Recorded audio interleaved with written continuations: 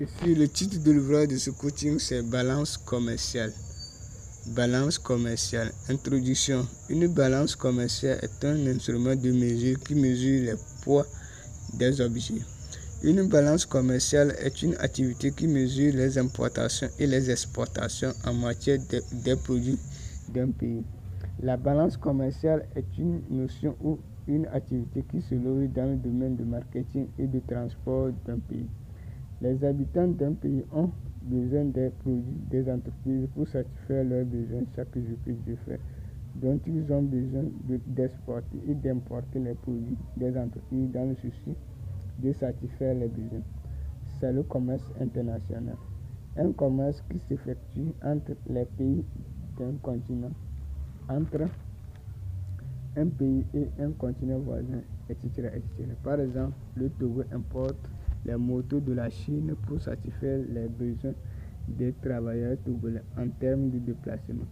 Chaque jour que Dieu fait, chaque pays importe et exporte les produits des entreprises pour satisfaire leurs besoins quotidiens.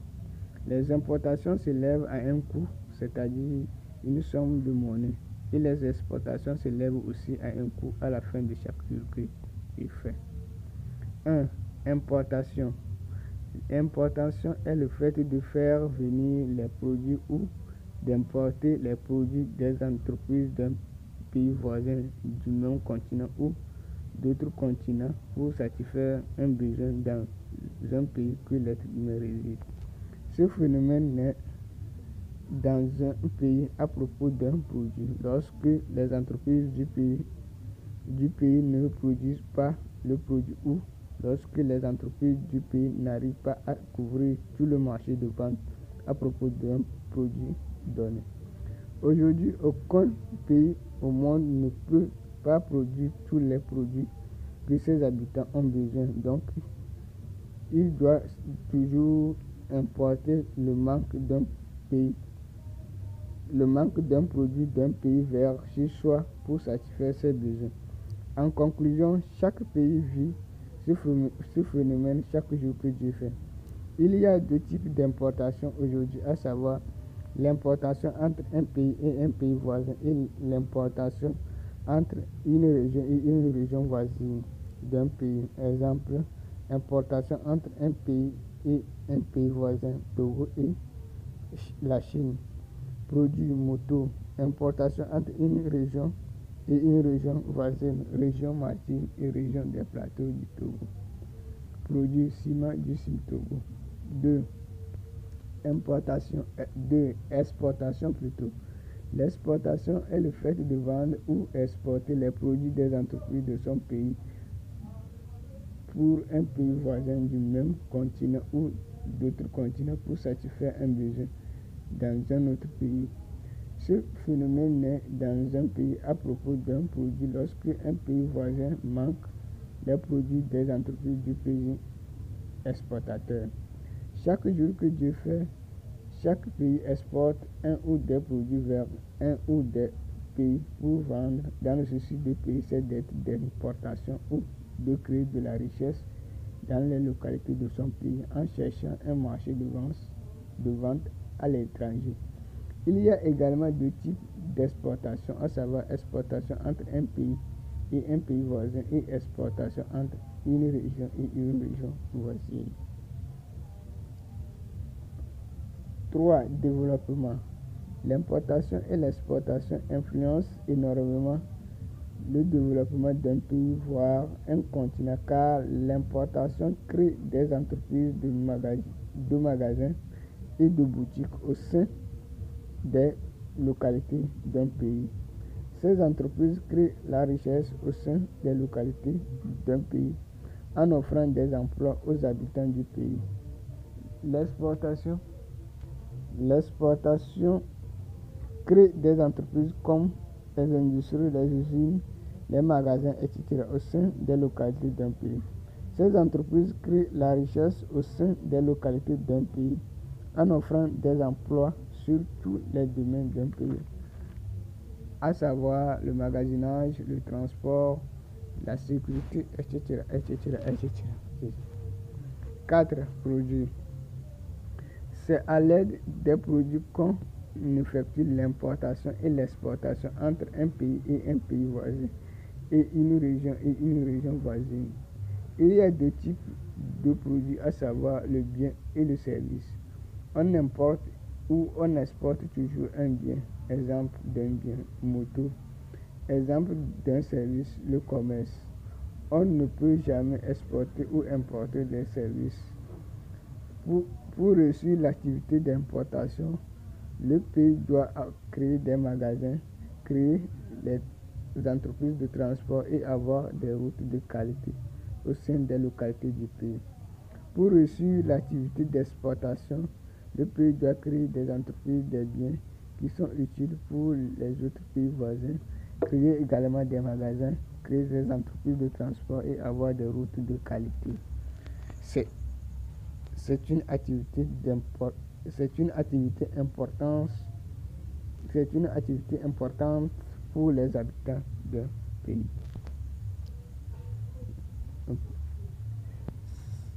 5. Magasinage. Le premier magasin d'un pays, c'est le port qui sert à importer et à exporter les produits chaque heure que Dieu fait pendant une journée. Ensuite, il y a les grands magasins qui interviennent dans le processus de l'importation et de l'exportation des produits entre deux ou plusieurs pays d'un même continent ou de différents continents. Le magasinage est une activité très importante dans le processus de l'importation et de l'exportation des produits entre deux ou plusieurs pays. Un pays doit avoir des grands magasins d'exportation et des grands magasins d'importation. Le magasin d'exportation va stocker et conserver les produits d'exportation d'un pays et le magasin d'importation va stocker et conserver les produits d'importation d'un pays. Il faut aussi l'intégration de la notion de la spécialité au sein du magasinage pour confier un produit à un certain magasin.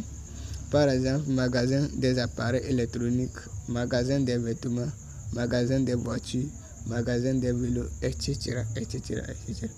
Il faut des grands magasins qui vont aider le port du pays à faire de l'échange des produits d'un pays. Les produits doivent quitter le port le plus tôt possible vers les grands magasins du pays dans le souci de faciliter l'échange. 6. Marché de vente. Ici, le marché de vente, c'est les habitants d'un pays. Les entreprises d'un pays produisent un produit qui manque sur le territoire d'un pays voisin et exportent les produits vers ce pays. Les entreprises d'un pays peuvent produire leurs produits pour vendre à un pays ou plusieurs pays du même continent ou de différents continents. Aujourd'hui, les pays du monde se spécialisent sur une gamme de produits d'où leurs entreprises produisent en grande quantité ces produits pour exporter vers un pays voisin. Ces entreprises vendent leurs produits aux grands magasins d'exportation du pays de résidence qui les exportent vers le port du pays importateur. On parle du pays exportateur, le pays qui exporte un produit vers un pays voisin qui consomme les produits, et le pays importateur, le pays qui importe un produit du port d'un pays voisin vers chez soi pour satisfaire les besoins de la population. 6. Excédentaire. Ici, on va parler de la nature de la balance commerciale. On dit qu'une balance commerciale est excédentaire lorsque l'importation est inférieure à l'exportation ou lorsque les produits importés sont inférieurs aux produits exportés. Pour savoir qu'une balance est excédentaire commerciale, on pose le nombre des produits importés moins le nombre des produits exportés d'un jour ou des jours, d'une semaine ou des semaines ou d'un mois. À la fin d'une journée, l'État d'un pays doit calculer la balance commerciale pour connaître la nature de la balance commerciale de la journée Il doit aussi calculer la balance commerciale à la fin du mois pour voir quelle politique mener pour faciliter l'échange. 8. Déficitaire. On dit qu'une balance commerciale est déficitaire lorsque l'importation est supérieure à l'exportation ou lorsque les produits importés sont supérieurs aux produits exportés. Pour savoir qu'une balance commerciale est déficitaire, on pose le nombre de produits importés moins le nombre de produits exportés. Ça se calcule toujours à la fin de la journée, à la fin d'une semaine et à la fin d'un mois. 9. Équilibre. On dit qu'une balance commerciale est équilibrée lorsque l'importation est égale à l'exportation ou les produits importés sont égaux aux produits exportés. Pour savoir qu'une balance commerciale est équilibrée, on pose le nombre des produits importés moins le nombre de produits exportés. Ça se calcule toujours à la fin de la journée, à la fin d'une semaine et à la fin d'un mois. Donc, c'est ça. Donc, on a la nature excédentaire, la nature déficitaire et la nature équilibrée. Donc, équilibre. 9. Identification de la nature. On procède par des calculs pour connaître la nature d'une balance commerciale. La formule est l'importation moins l'exportation. L'importation moins l'exportation. Nommons-les. L'importation est égale à grand M. L'exportation est égale à grand X. La balance commerciale est égale à B.C. Donc, B.C. égale à M moins B.C. est égal à grand M moins X. Grand X. Donc, B.C. égale à grand M moins grand X. Si B.C. est positif, la nature du balance commerciale est déficitaire. Le pays s'endette. Si B.C. est négatif, la nature du balance commerciale est excédentaire. Le pays n'a pas de dette. Si B.C. est égal à 0, la nature du balance commerciale est équilibrée.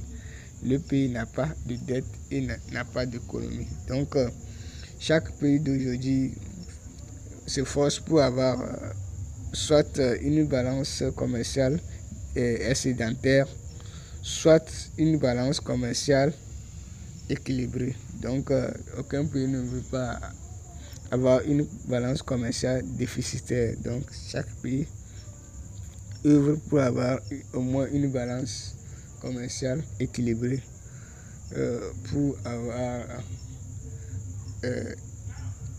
la tête reposée, ou soit une balance commerciale excédentaire. Donc, l'essentiel de chaque pays, c'est